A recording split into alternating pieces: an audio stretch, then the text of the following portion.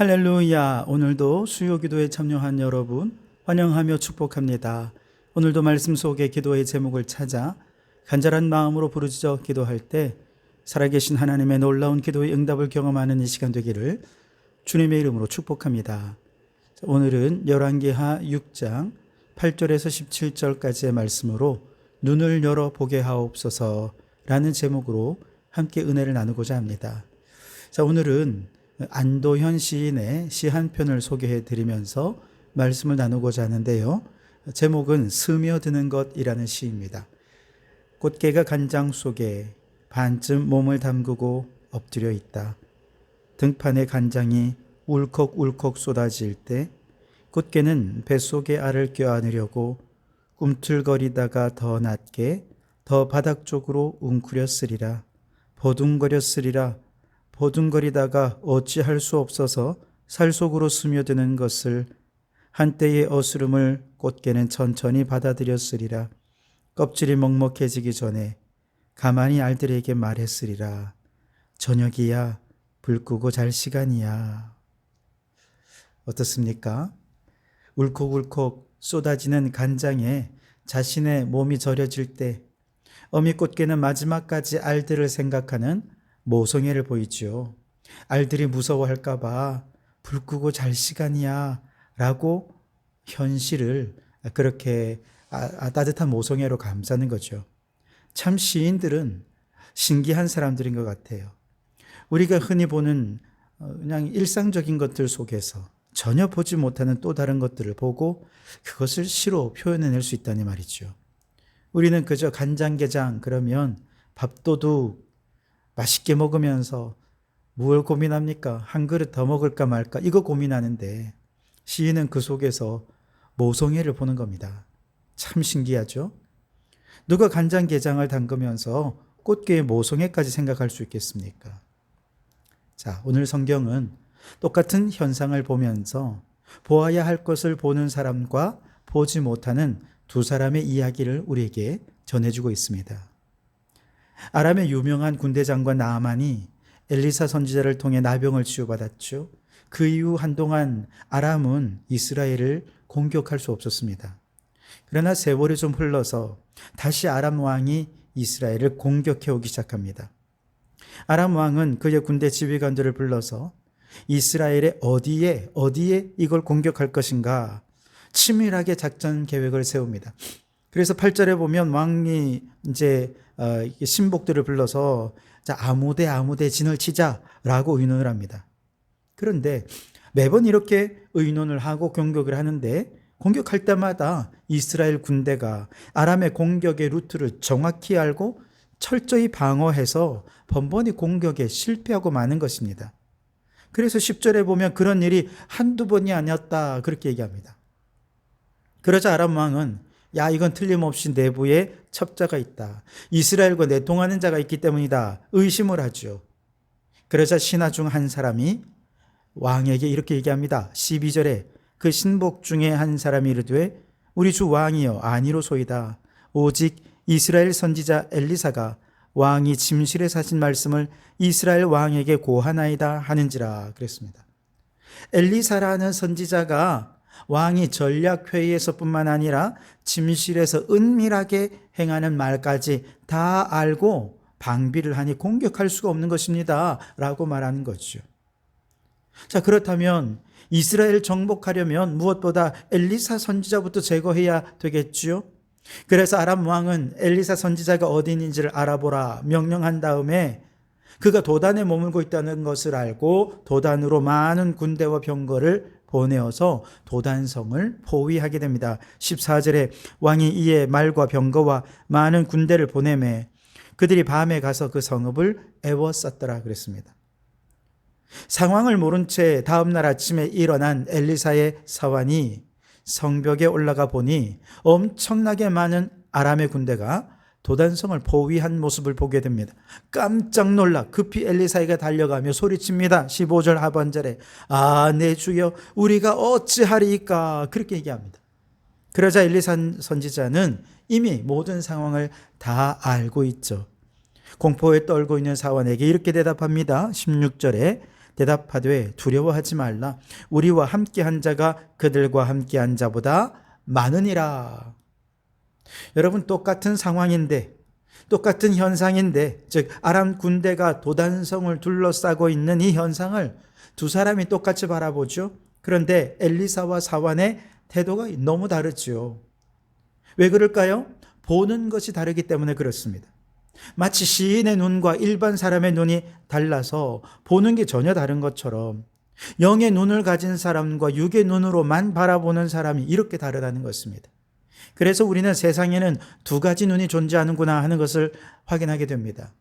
영의 눈으로 세상을 바라보는 엘리사의 눈이 있는가 하면 육의 눈으로만 바라보는 사환의 눈이 있다는 거예요. 우선 사환의 눈, 육의 눈을 좀 생각해 본다면 이 사환이 지금 엄청 두려워하는 이유가 뭐냐? 그가 지금 그에게 주어진 상황을 육신의 눈으로만 보고 판단한데 그 원인이 있는 것이죠.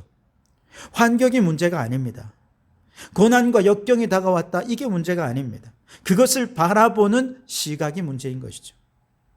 당하고 있는 시련과 고난과 역경을 어떤 눈으로 보느냐가 문제라는 것이죠. 세상을 육의 눈으로만, 즉 단선적이고 표면적으로만 바라보는 사람들은요, 하늘의 신령한 일을 보지 못합니다.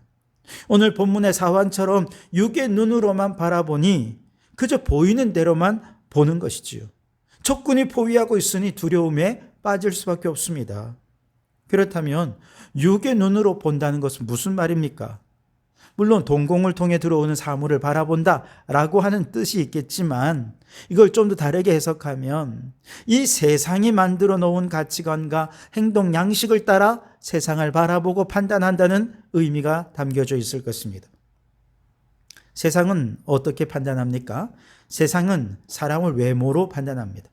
그가 얼마나 많은 부동산과 재물을 가졌느냐, 그가 어떤 높은 지위에 있느냐, 얼마나 많은 학식과 지식을 가졌느냐 등등은 외적인 모습, 드러난 모습만 가지고 그 사람은 참 부자고 높은 지위에 있고 박사라고 한다면 성공한 사람이다.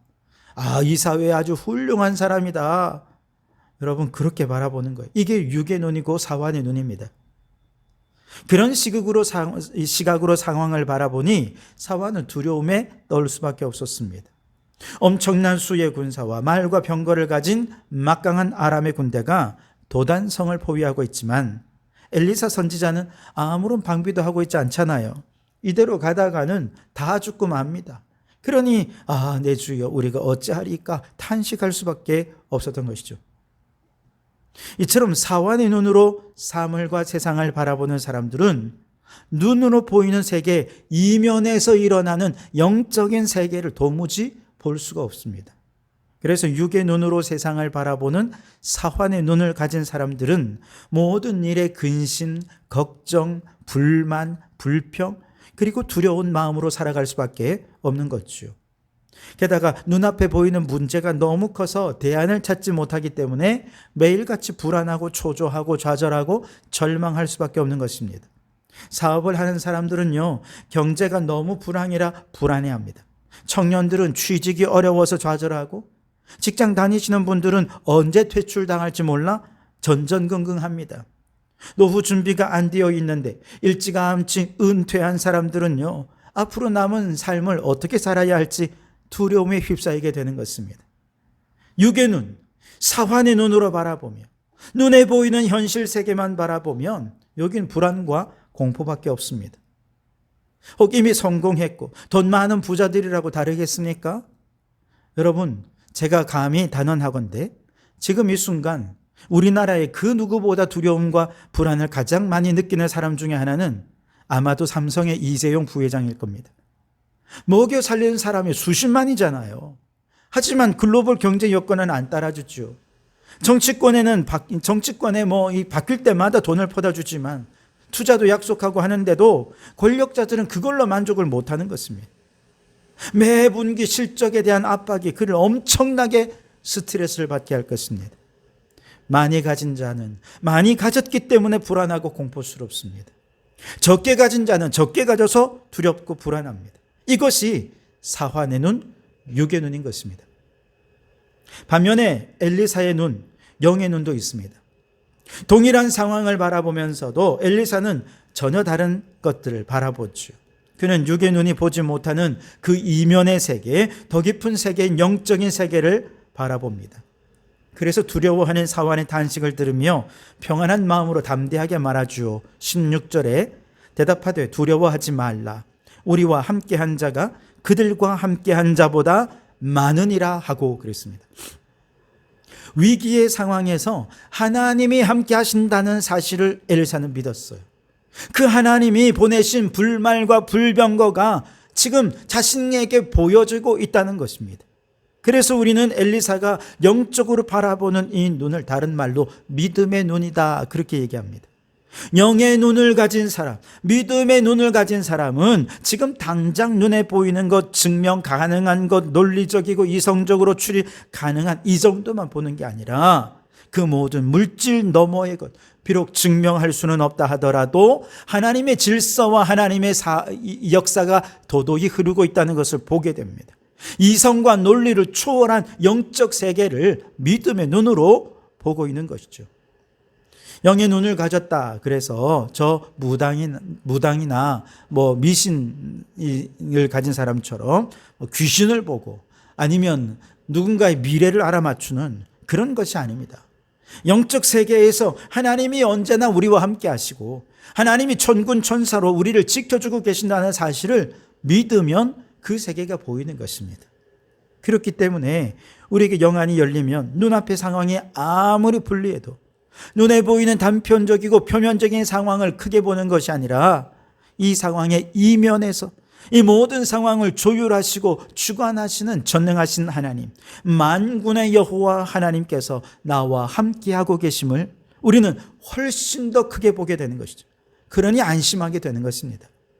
하나님께서 보내셔서 나와 함께하게 한 천군 천사들, 그들이 대적들보다 훨씬 더 많다는 것을 보면서 모든 두려움을 내쫓고 하늘의 평안 속에서 고난의 한복판에서도 하나님의 승리를 확신하게 되는 것입니다. 출애굽기 14장에서 홍해 앞에서 모세를 보십시오. 모든 백성들은 사환의 눈을 가졌습니다. 육의 눈으로 홍해를, 앞에는 홍해가 있죠. 뒤에는 애굽의 군대가 쫓아오는 것이 보입니다. 두려움에 빠졌습니다. 원망합니다. 불평합니다. 그때 모세가 눈을 들어 하나님을 바라보죠. 그리고 백성들을 향해 외칩니다. 너희는 두려워하지 말고 가만히 서서 여호와께서 오늘 너희를 위하여 행하시는 구원을 보라.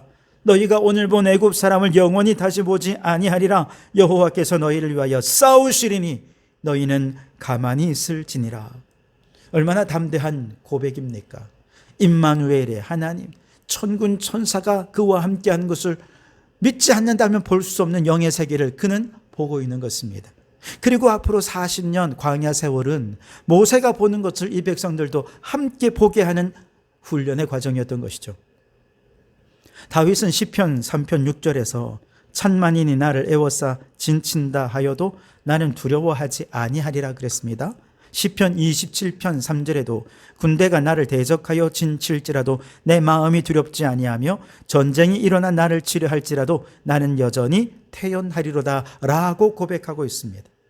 다윗은 전쟁터에서 잔뼈가 굵은 전쟁 영웅이 아닙니까? 그러니 남들보다 전쟁에 있어서 자신이 있었기 때문에 하는 고백일까요? 천만의 말씀입니다. 그는 남들이 보지 못하는 만군의 여호와 하나님이 자신과 함께 하신다는 사실을 믿음의 눈을 열고 본 것이죠. 그러니 이런 고백이 가능했던 것입니다. 사도 바울도 마찬가지입니다. 고린도 후서 4장 8절 이하에 우리가 사방으로 우겨쌈을 당하여도 쌓이지 아니하며 답답한 일을 당하여도 낙심하지 아니하며 박해를 받아도 버림받지 아니하며 거꾸로 뜨림을 당하여도 망하지 아니하였는데, 이게 가능할 수 있었던 이유가 뭐냐? 우리가 이 보배를 질그릇에 가졌고 심히 큰 능력이 나와 함께 하신 하나님께 있다는 사실을 믿었기 때문에 이 담대한 고백이 가능했던 것입니다. 그렇습니다, 여러분. 모세, 다윗, 사도 바울, 그들뿐만 아니라 우리 모든 믿음의 선조들이 불 가운데서도 때로는 굶주린 사자 가운데서도 창과 칼의 위협 앞에서도 두려움 없이 신앙을 고백할 수 있었던 이유는 단 하나, 그들은 세상 사람들이 보지 못하는 함께 하신 임마누엘의 하나님을 보았기 때문입니다. 하나님이 보내신 천군 천사들을 보았기 때문입니다. 우리를 둘러싼 하늘의 군대가 원수의 군대보다 훨씬 더 많은 것을 보았기에 천사의 얼굴로 죽음을 맞이할 수 있었던 것이죠. 그래서 엘리사는 사환에게 말하지요. 두려워하지 말라. 우리와 함께한 자가 그들과 함께한 자보다 많으니라. 여러분, 하나님께서는 어제나 오늘이나 영원토록 우리와 함께하시는 임마누엘의 하나님이신 것을 믿으시기 바랍니다. 때로 천군 천사를 보내주셔서 우리에게 진치게 하시고 우리를 지키시고 보호해 주신다는 사실도 믿으시기 바랍니다. 믿으면 육의 눈으로 볼 때는 보이지 않던 새로운 영의 세계가 보이게 됩니다. 여러분에게 이 엘리사의 눈이 있기를 바랍니다. 그런데 우리 누군가는 믿음의 눈을 열고 주님을 바라보며 담대히 살아가는 분이 계신가 하면, 어떤 분은 믿음의 눈으로 본다는 것이 무엇인지 몰라 여전히 육신의 눈으로 보면서 두려움에 떨고 계신 분들이 있습니다. 삶은 힘들고 관계는 상처뿐이고 취업은 잘 안 되고 직장은 흔들리고 남들은 돈 많아서 놀러도 잘 다니고 행복하게 사는 것 같은데 나만 돈에 찌들려 살아가고 나만 상처투성이로 살아가며 그렇게 위축되고 주눅들어 절망과 상처 속에 살아가는 그런 모습에서 너무나도 좌절하여 있는 분들이 계십니다.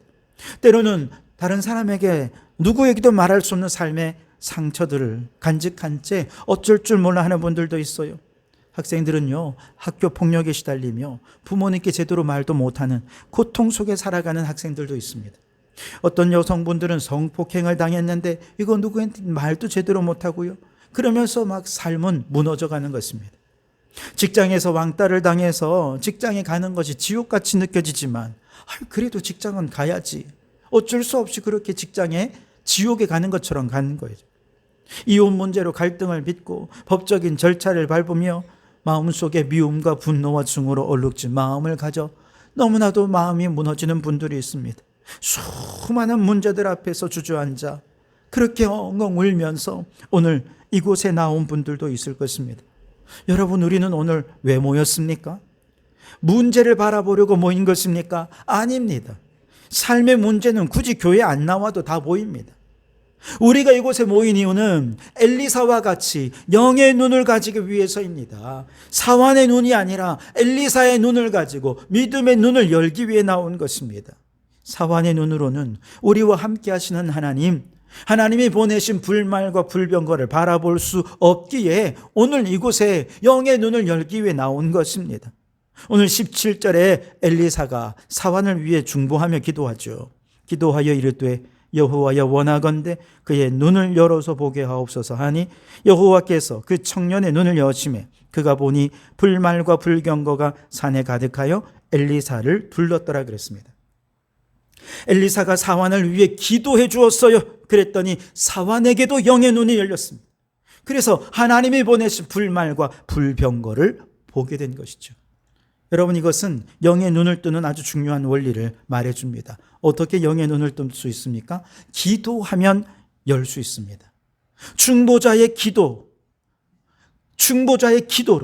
영의 눈, 믿음의 눈이 열렸다면, 본인이 직접 하나님 앞에 간절한 마음으로 부르짖어 기도하면 하나님께서 반드시 그 간구를 들으시고 영의 눈을 열어주실 줄 믿습니다. 하나님이 나와 함께 하신다는 이 놀라운 사실이 믿어지고 깨달아지고 고백이 될 줄 믿습니다.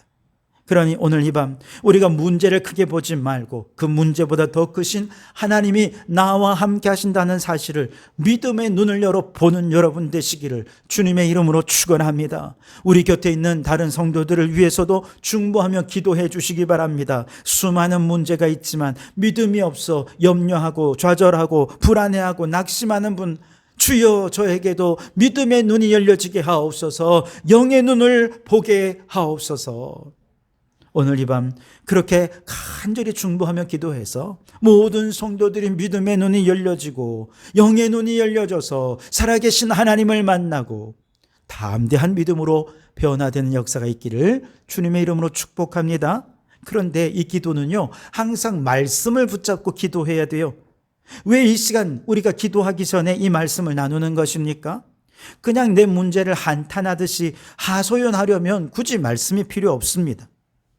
그러나 말씀을 듣고 그 말씀에 근거하여 기도할 때 우리 눈을 가리고 있던 것들이 열려져서 이게 단순한 한탄이나 그냥 하소연이 아니라 하나님께 올려드려지는 기도가 될 수 있는 것이죠. 누가복음 24장에 보면 엠마오로 가던 두 제자가 예수님이 십자가에 돌아가신 것으로 인해 너무나도 슬퍼했습니다. 절망했습니다. 이 슬픔과 절망이 그들의 눈을 가리고 있으니 부활하신 예수님이 그들의 곁에 오셔서 같이 대화하고 같이 길을 걸어가는데도 예수님인 줄 알아보지를 못한 거예요. 날이 어두워지고 여간방에 들어가서 앉아서 식사하면서 예수님께서 그들에게 떡을 가지사 축사하시고 떼어 나누어 줄 때 비로소 눈이 열려지고 예수님을 바라볼 수 있게 되었다는 것이죠. 그리고 그때 그들은 말합니다. 아니, 길에서 우리에게 말씀하시고 우리에게 성경을 풀어 주실 때에 우리 속에서 마음이 뜨겁지 아니하더냐. 예수님께서 성경을 풀어 가르쳐 주실 때 마음이 뜨거워졌고 마침내 예수님께서 그들에게 보이는 말씀인 성찬을 베풀어 주실 때 눈이 밝아서 예수님을 보게 되었다는 것이죠. 영의 눈이 열려지자 예수님이 함께 하신다는 사실을 알아보게 된 것입니다. 그렇습니다, 여러분. 영의 눈이 밝아지려면 말씀을 붙잡고 기도해야 됩니다. 말씀을 믿는 믿음으로 이 말씀 속에서 일어난 일이 오늘 내게도 일어날 수 있게 해달라고 기도해야 됩니다. 주여, 엘리사가 영의 눈을 열어보았듯이, 엘리사가 사환을 위하여 기도할 때 그에게 영의 눈이 열려졌듯이 우리에게도 영의 눈이 열려지는 역사가 일어나게 해달라고, 그렇게 말씀을 붙잡고 믿음으로 기도할 때 오늘 우리의 문제보다 더 크신 전능하신 하나님이 우리와 함께 하심을 깨닫고 수많은 문제들로부터 이제 담대하게 주님을 의지하며 믿음의 승리자로 살아가는 성도들이 되시기를 주님의 이름으로 축원합니다. 기도하겠습니다. 주여, 눈앞에 보인 상황이 너무 고통스럽고 문제가 너무 커서 좌절하고 절망한 제 곳에 나왔습니다. 오 주여, 우리는 더 이상 문제를 보지 않고 주님을 보기 위해 이곳에 모였습니다. 좌절하고 절망하지 않고 믿음으로 승리하기 위해 나왔습니다. 주여, 주님은 이미 우리와 함께 하시는 줄 믿습니다. 홍해 앞에서 모세와 함께 하시고 대적들 앞에선 다윗과 함께 하셨던 임마누엘의 하나님이 오늘 나의 하나님이신 줄 믿습니다. 엘리사를 위해 불말과 불병거를 보내주셨던 하나님이 오늘 우리의 교회를 위해, 우리 성도들을 위해 대적들보다 더 강력한 지혜와 능력으로 무장한 천군 전사를 보내어 주신 줄 믿습니다. 믿음의 눈을 열어 주님을 바라봅니다. 영의 눈을 열어 주님을 바라보오니 주여 도와주시옵소서. 모든 불리한 상황 역전시켜 주시옵소서. 마음속 두려움과 불안이 떠나가게 하시고 주님 주시는 담대함으로 승리케 해 주시옵소서. 예수님의 이름으로 기도하옵나이다. 아멘.